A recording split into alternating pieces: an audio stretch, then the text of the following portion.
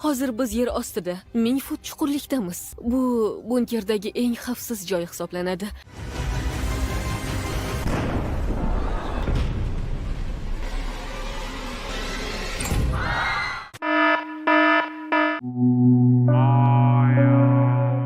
Uchinchi jahon yadroviy urushi boshlanishidan oldin milliarderlar hashamatli ubejishiga, ya'ni bunkerga yashirinishadi. Hammaga salom do'stlar, siz Kino Time kanalidasiz. Bugun biz sizlarga 2025-yilning eng dolzarb filmi Milliarderlar bunkeri seriali haqida aytib beramiz. Siz ekranga yaxshilab joylashib oling, biz boshladik. Film Max ismli milliarder yigitning qamoqxona poliga yiqilishi bilan boshlanadi. Max sevgilisi Anna bilan mashinada ketayotganida avariyaga uchraydi va Anna vafot etadi. Max esa qamoqqa tiqiladi. Yangiliklarda hukumat yadro raketalari bor deb taxmin qilgan Rossiya suv osti kemasini qo'lga olgani haqida xabarlar tarqala boshlaydi. Shu bilan birga Maxni ozodlikka chiqqani haqida aytishadi, ammo uni ko'proq Xitoyning Tayvanga bostirib kirgani haqidagi yangilik ko'proq qiziqtirardi. Bir necha soatdan keyin Max ozodlikka chiqadi. Tashqarida esa uni otasi Varel kutib turgan edi. Otasi bir necha hafta davomida Maxning ozod qilinishi uchun harakat qilgan, chunki dunyo tez orada yo'q bo'lib ketishi mumkin edi. Keyin otasi Maxga zudlik bilan ketish kerakligini aytadi. Max esa qayerga ketishni tushunmaydi. Shunda otasi unga bunkerga deb javob beradi. Bunkerni boshqarayotgan odamlarda hukumat bilan aloqalar bor, balki bu oila bilan birlashish uchun so'nggi imkoniyat bo'lishi mumkin. Shuningdek, bunkerga Annaning otasi ham keladi va bu u bilan gaplashib olish uchun yaxshi imkoniyat. Faqatgina milliarder odamlar 10 yilgacha yashash imkonini beradigan maxfiy bunkerga kirish ruxsatnomasini sotib olgan. Birinchi va eng muhim qoida: bunkerning mavjudligi va joylashuvi haqida hech kim bilmasligi kerak. Kimmer bunkeri Amerikaning chekka hududidagi ko'l ostida 275 metr chuqurlikda joylashgan va 47 ta milliarderlar oilasi uchun mo'ljallangan kichik shahar yer ostida yashiringan edi. U yerda hamma narsa bor. Bolalar o'yingohlaridan tortib spa komplekslarigacha. Umumiy maydoni 20 ming kvadrat metr. Agar siz ham Amerikada 10 yil yashash, ishlash va o'qish imkoniyatiga ega bo'lmoqchi bo'lsangiz, Green Cardta bu eng yaxshi variant. Siz ham Green Card lotereya o'yinida qatnashmoqchi bo'lsangiz, hozir bu ayni vaqt. Bizning professional xodimlar sizga yordam beradi. Xizmat narxi esa boshqa dunyo kanali obunachilari uchun atigi 50 ming so'm. Biz bilan bog'lanish silkasi opisaniyada. Agar muhit zerikarli bo'lib qolsa, Roxana nomli sun'iy intellektdan ichki ko'rinishni o'zgartirishni so'rash mumkin. Kirishda juftliklardan telefonlar olib qo'yiladi. Bu joylashuv aniqlanmasligi uchun muhim edi. Keyin esa ularga maxsus kambezonlar beriladi. Kambezonlar ichiga sensorlar o'rnatilgan. Bilaguzuklar esa hayotiy ko'rsatkichlarni o'lchaydi. Bunkerdagi barcha eshiklar biometrik qulflar bilan ochiladi. Marhuma Annaning oilasi Maxni ko'rib unchalik xursand bo'lmaydi. Max esa Annaning otasi Guillermo bo'lib o'tgan voqealar uchun kechirim so'raydi.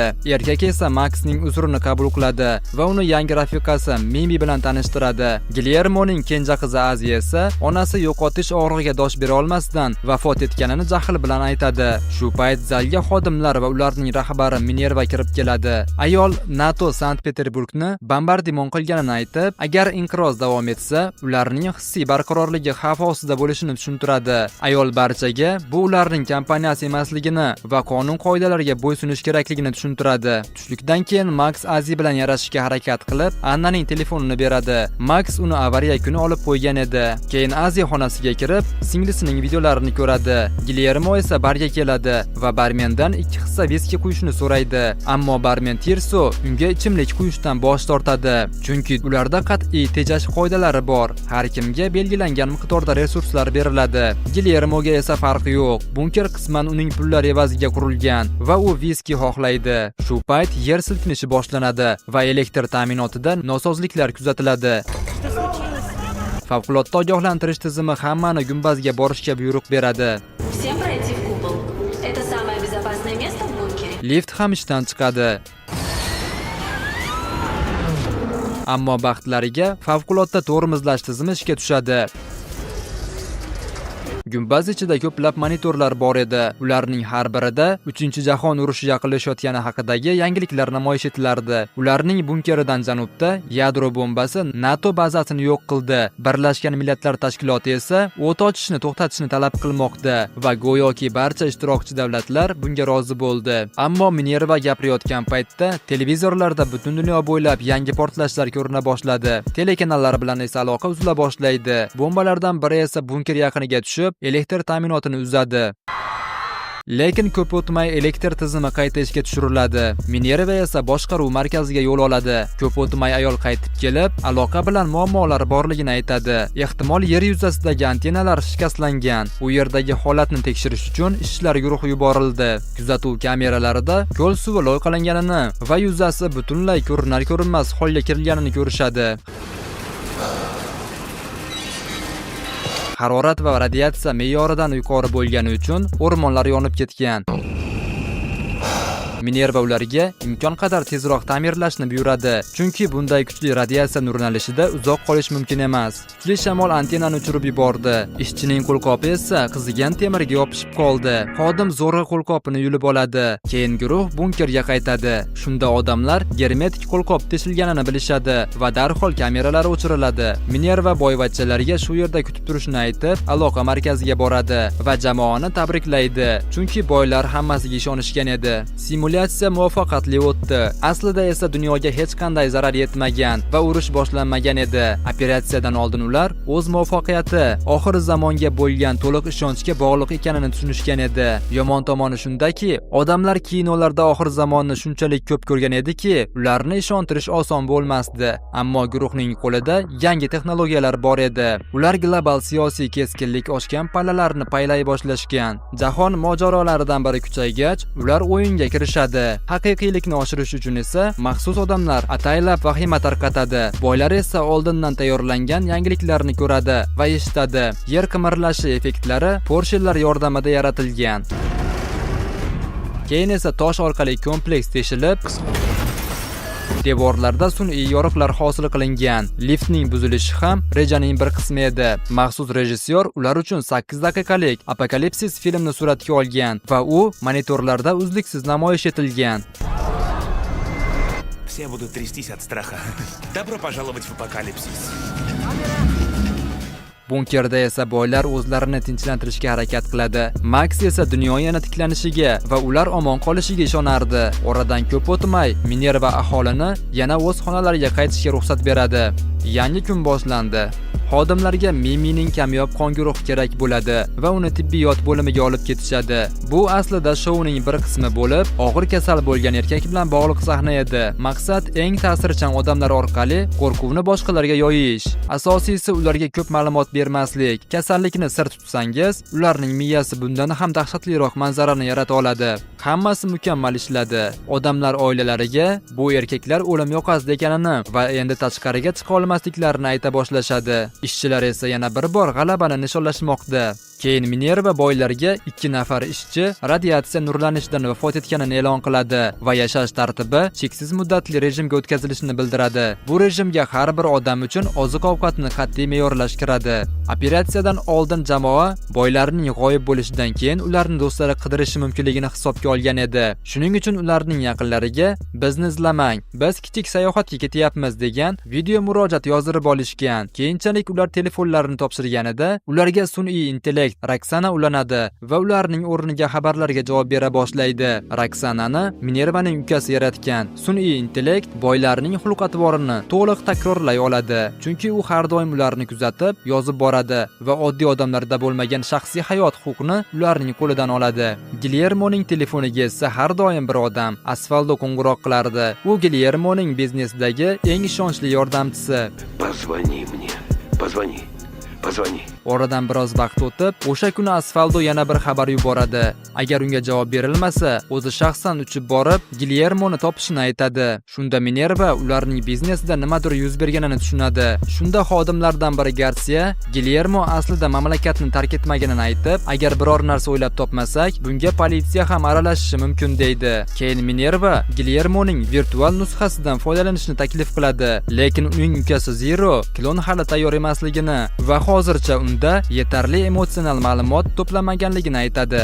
Operatsiyadan oldin ular jamoa a'zolaridan biri Julioning nusxasini sinovdan o'tkazishgan edi va uni haqiqiysidan ajratib bo'lmasdi. Shunda tavakkal qilishdan boshqa chora qolmaydi va ular Asfaldoga qo'ng'iroq qilishadi. Lekin bir payt Asfaldo sun'iy intellekt bilmaydigan ma'lumotlarni aytganida aloqada shovqin effekti paydo bo'ladi. Shu vaqt davomida Roxana ma'lumotlarni o'rganadi va keyin suhbatni davom ettiradi. Ammo u hech qayerda tilga olinmagan maxsus terminni aytganida reja tezda buzila boshlaydi.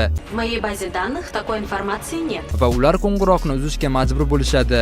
Shu paytgacha hammasi mukammal ketayotgan edi, ammo aynan shu javobsiz qolgan savol hamma narsani o'zgartirib yubordi. Stolda o'tirgan Minerva hammasi qanday boshlanganini eslaydi. Minerva 12 yoshda, ukasi Zero esa 6 yoshda edi. U ukasini do'stidan himoya qilgan, ammo uyga qaytgach, onasi g'oyib bo'lgan va hech qachon qaytib kelmagan. 13 yoshida Minerva shuni tushunadiki, agar shu holatda davom etsa, ular shaharning kamsitilgan, chetga surilgan odamlari bo'lib qoladi. Buni esa faqat imkon qadar ko'proq bilim olish orqali o'zgartirish mumkin edi. 24 yoshga kelib Zero sistema texnika, fizika, matematika bo'yicha 3 ta ilmiy darajaga ega bo'ladi. Minerva esa arxitektura va fuqaro qurilish yo'nalishida 2 ta daraja oladi. Keyingi 8 yil davomida Minerva fuqarolik inshootlarini loyihalab qurib bitkazadi. Keyinchalik esa Minerva kompaniyaga yiliga milliardlab dollar daromad keltiradigan dahshatli darajada muvaffaqiyatli loyiha yaratadi. Ammo unga faqatgina sariq-chaqalik mukofot puli berishadi. Shundan keyin Minerva hatto o'zining iste'dodi bilan ham u faqat kichik ishchi bo'lib qolishini tushunadi. Shu payt unda yangi g'oya tug'iladi. Boylar uchun bunker. Ya'ni agar Amerikaning eng boy odamlarini bir joyga qamasa, ulardan yanada ko'proq pul olish mumkin bo'ladi. Eng qiziq tomoni shuki, bu firibgarlikni boylarning o'zlari moliyalashtirishadi. Ammo hammasi BG3 degan so'zga bog'liq bo'lib qoldi. Yaxshiyamki Roxana bir videoni topdi. Unda Anna o'z otini BJ deb atagan edi. Keyingi sinov seyfning kodini bilib olish edi. Minerva xodimalaridan biriga har qanday yo'l bilan bo'lmasin, Guillermodan kodni olish vazifasini topshiradi. Shu payt Max basketbol zalida qo'riqchilar tomonidan tushirib qo'yilgan naushnikni topadi. Kuzatuvchi Garcia esa Max quloqchinni topganini payqab qoladi va darhol uzatgichni o'chirib qo'yishadi. Lekin Max otasining suhbatidan bir nechta muhim so'zlarni eshitishga ulgurgan edi. Keyin Max Cindydan mikrofonlar qayerga joylashtirilganini so'raydi, lekin qiz javob bermaydi. Shunda Max o'zi taxmin qilib, mikrofonlar bilaguzuklarning ichida ekanini tushunadi. Ingrid esa kichik o'yin orqali Guillermodan kodni bilib oladi. Agar jamoaga noto'g'ri kod berilgan bo'lsa, ular bir rejasini ishlab chiqishgan edi. Ammo bunga hojat qolmadi. Kod seyfni ochdi. Seyfdan olingan pullar evaziga Asfaldo Minervaning aslida mavjud bo'lmagan kompaniyasini sotib olish kerak edi. Shu orada Mimining sog'ligi keskin yomonlasha boshlaydi. Aziya esa Roxanaga Mimining kasallik alomatlarini aytadi. Roxana esa bu alomatlar jigar ensefalopatiyasini ko'rsatayotganini aytadi. Lekin bunkerda bunday kasallikni davolash uchun hech qanday usul yo'q. Mimiga dializ kerak. Aks holda u halok bo'ladi. Max Aziyani topib, uni boshqa xonaga olib boradi va u yerda kuzatuv ostida ekanliklarini bildirmaslik uchun kartalarga yozilgan xabarlar orqali rejani tushuntiradi. Max xaritani o'rganib chiqdi. Yaqin atrofda shifoxona bor va o'sha yerga borib, Mimini qutqarishni rejalashtirmoqda. Biroq bundan oldin xavfsizlik tizimini buzish kerak edi. Max bunker bo'ylab yurib, yashirin favqulodda zinani topadi. Agar qo'riqchilarni chalg'itishsa, u aynan shu zinadan foydalanishi mumkin. Baxtiga Azi qo'lbola bomba yasashni bilardi. Bu barchani e'tiborini chalg'itish uchun ajoyib imkoniyat. Ammo bunga kirishishdan oldin Max boshqa rejani taklif qiladi. Devorda teshik ochish va kichik tutashuv bilan kompleksning elektr ta'minotini qisqartirish. 3. Natijada sun'iy intellekt Roxana Asfaldo bilan aloqa jarayonida uzilib qoladi. Ekranda Roxan kompaniyasining avtomatik zastavkasi chiqadi. Bu esa Asfaldoni ancha shubhalantiradi.